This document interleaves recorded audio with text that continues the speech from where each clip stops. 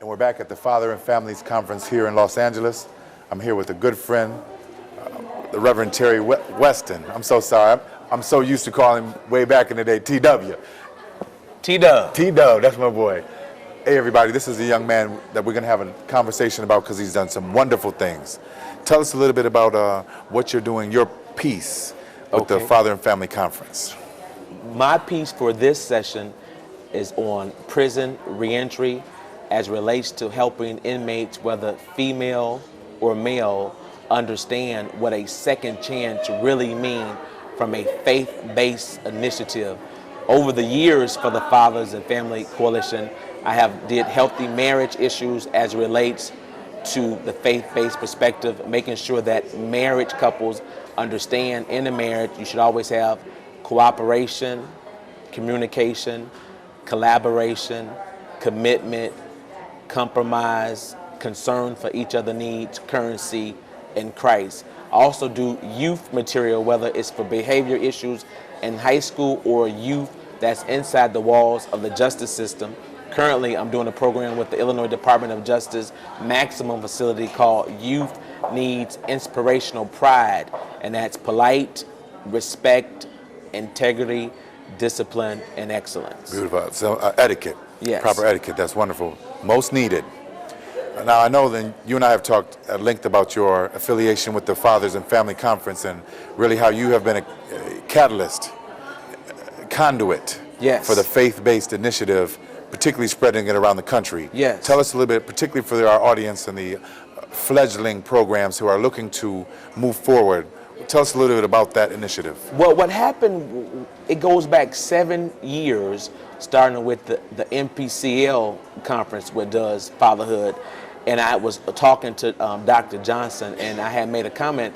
I noticed on your program, you have nothing from a faith-based perspective. And I said, if you even look at the White House under the current old administration, under Bush, he realized the fact that faith was missing too.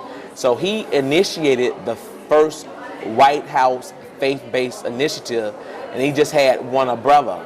So under the new administration, if you go to the government websites, Yes. what the new administration did is each organization or each cabinet member have their own faith-based department, where the new administration really expanded it. So if you go to the Department of Education, they have their own faith-based piece. You go to Head Start, they have their own faith-based piece, which was modeled from the Fatherhood Initiative. Right.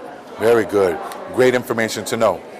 As you've been traveling the country, and I know you've seen thousands and thousands of fathers either on a path of ascension or descension. It seems that, unfortunately, we still are at a stalemate, particularly in a lot of cities. What have you been seeing or trying to teach them as far as getting out of that rut that we're in? Well, it's twofold. I presented to congressional leaders, clergy, congregation, chaplains, and community leaders, asking from their perspective, how are we going to meet the humanistic needs of men who may come out of poverty or may have a stroke of bad luck of Yes. being unemployed, to meet their needs? Because when you look at all of our umbrellas, we are to provide the soil and the grain for individuals to have a pursuit of happiness in America. Now, as relates to the individuals who may be on the bad side of luck or unemployed or involved in correctional issues, you can always ask them the question.